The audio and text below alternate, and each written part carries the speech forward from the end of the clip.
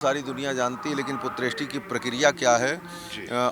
लोगों को पता नहीं है। तो वो फिर से पुनर्जीवित तो किया। पुनर्जीवित किया उन सारी प्रक्रियाओं को जो ग्रंथों में था, हुँ। उनको जो है पुनर्जीवित किया। तो आज उसमें सारी इष्टियाँ होती हैं। आज अग्नि अग्नि इष्टि हुई थी, मित्रविंदा इष्टि हुई, पर्जन्य इष्टि हुई, कारीरी इष्टि होगी, और उसी प्रकार पुत्रेष्टि होती है। तो सारी प्रक्रियाएं वहाँ करके दिखाई जाती हैं और सब बच्चों को अभ्यास कराया जाता है। जो नए बच्चे हैं उनको तैयार किया जा रहा है।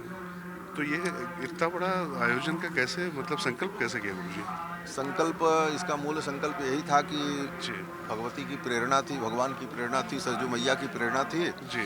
और गत वर्ष हम गए थे वहाँ ऋषिकेश में जी। कथा करने के लिए। तो उसी समय कुछ ऐसी प्रेरणा हुई, तो पूज्य महाराज श्री महामंडलेश्वर श्री प्रखर जी महाराज जो इसके अध्यक्ष हैं यज्ञ के, जी। उनसे हमने निवेदन किया, जी। क्योंकि उन्होंने ऐसे ऐसे आयोजन भारतवर्ष में लगभग 45 वर्षों से वो करते चले आए हैं, अच्छा। और उनको इसका अनुभव भी है कि इस कार्यक्रम को कैसे आयोजित किया जाए, कैसे मैनेज किया जाए। तो जी। उनको हमने आगे किया कि आप नेतृत्व करें। हमारा तो अनुभव नहीं, संकल्प तो है, इच्छा शक्ति है, लेकिन उसको क्रिया रूप देना यह भी एक अनुभव का विषय होता है। जी। तो उन्होंने कहा कि अगर ऐसी बात है, भगवती की इच्छा है और प्रेरणा है, तो अयोध्या में हम करेंगे। अयोध्या में कभी उन्होंने इस तरह का यज्ञ आयोजित भी नहीं किया था। जी। तो उनका भी संकल्प हुआ और योजना बन गई, और फिर ये मूर्त रूप प्रकट हो गया। तो कुछ मूल और कोई उद्देश्य इसका मतलब इसका मूल उद्देश्य है विश्व कल्याण। आप जानते ही हैं कि भारतीय संस्कृति सदा विश्व कल्याण की बात करती है। जी। सारे लोग चाहते हैं कि हमारा कल्याण हो, कोई चाहता हमारे गांव का कल्याण हो, हमारे घर का कल्याण हो। लेकिन भारतीय संस्कृति तो यही कहती है, सर्वे भवन्तु सुखिनः सर्वे सन्तु निरामया सर्वे भद्राणि पश्यन्तु मा कश्चित् दुःखभाग् भवेत् वसुधैव कुटुम्बकम्। तो हम तो सारी वसुधा को ही परमात्मा का स्वरूप मानते हैं। सारा विश्व परमात्मा का स्वरूप है। सिया राम मैं सब जग जानी, करहूँ प्रणाम जोर जुग पानी। तो उस दृष्टि से समस्त प्राणियों का कल्याण हो, पशु पक्षी वनस्पति, पुण्यात्मा पापात्मा जो हैं सबको, जो पापात्मा है उनको सद्बुद्धि मिले, जो पुण्यात्मा है उनको जो है पुण्य कर्म उनके आगे बढ़ें। तो इस प्रकार से किसका किस प्रकार से कल्याण हो, सबके कल्याण की भावना से यज्ञ किया जा रहा है। विश्व का कल्याण हो और अयोध्या की आध्यात्मिक ऊर्जा बढ़े, और इसकी भी उन्नति हो, भौतिक विकास हो, आध्यात्मिक विकास हो। इन्हीं सारे उद्देश्यों को लेकर के यज्ञ किया जा रहा है। और सर्वत्र पोस्टर बैनर पर लिखा भी है कि यज्ञ का उद्देश्य क्या है, विश्व कल्याण और आध्यात्मिकता, अयोध्या की आध्यात्मिकता का विकास, इसकी ऊर्जा का विकास, और योग्यता के अनुकूल शिक्षा पद्धति इस भारत में प्रतिष्ठित हो। यह भी एक संकल्प है। आज जो शिक्षित बेरोजगारिता देश के लिए अभिशाप बनी हुई है, यह दूर हो। व्यक्ति शिक्षित हो, उनके अंदर योग्यता हो, तो उनके अंदर सरकारी नौकरी ही हमको मिले ये इच्छा न हो करके उनके अंदर कुछ करने की इच्छा हो, जिससे वो स्वयं स्वावलंबी बन जाएं, सरकार के ही अधीन न रहें कि हमने डिग्री पाई है तो सरकार ही हमको नौकरी दे।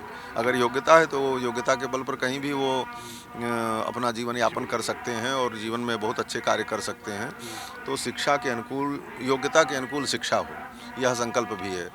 तो और हमारी संस्कृति तो यही मानती है कि यज्ञादि कर्मों से एक पुण्य उत्पन्न होता है, एक अदृष्ट उत्पन्न होता है, और वह पुण्य अदृष्ट हमारे बुद्धि को प्रेरित करता है। परमात्मा किसी का हाथ पकड़ करके कोई कार्य नहीं कराता, न हाथ पकड़ करके किसी का सहयोग करता है। परमात्मा बुद्धि को ही प्रेरित करता है। धियो योनः प्रचोदयात्, वो बुद्धि को प्रेरित करता है। तो इससे उत्पन्न होने वाली ऊर्जा से लोगों की बुद्धि में प्रेरणा हो और बुद्धि सही दिशा में काम करने लग जाए, यही विश्व के मंगल का मूल है। नहीं तो दरअसल आध्यात्मिक राजधानी जो मतलब अयोध्या को उसका स्थान प्राप्त करने वाली जो बात है, तो उस दिशा में भी ये बड़ा कदम माना जाए? देखिए, अयोध्या तो सदा से आध्यात्मिक राजधानी रही है। जी। इस अयोध्या को विश्व की राजधानी होने का गौरव प्राप्त है। जी। यहाँ जितने राजा हुए युगों में, वे सब सारी पृथ्वी पर शासन करने वाले राजा हुए। दिल्ली एक भारत देश की राजधानी है, लखनऊ एक प्रदेश की राजधानी है, लेकिन अयोध्या सारे विश्व की राजधानी रही है। तो ये तो इसका प्राचीन गौरव है। और इसके साथ साथ ये आध्यात्मिक राजधानी भी। यहाँ के राजा सारे पृथ्वी पर शासन करते थे, समुद्र पर्यंत उनका शासन होता था। और आज भी यहाँ के राजा राम जी ही हैं। भले शासन प्रशासन जो है वो तो एक व्यवस्था है, एक तंत्र है, परंतु भाव की दृष्टि से अयोध्यावासी और यहाँ के संत यही अनुभव करते हैं कि राजा राम जानकी रानी, आनंद अवध अवध राजधानी। तो ये राजा राम हैं यहाँ के, और जानकी रानी है, और यहाँ आनंद बरस रहा है, और अयोध्या ही उनकी राजधानी है। तो ये तो सदा है। तो आध्यात्मिक राजधानी तो है ही है साथ में।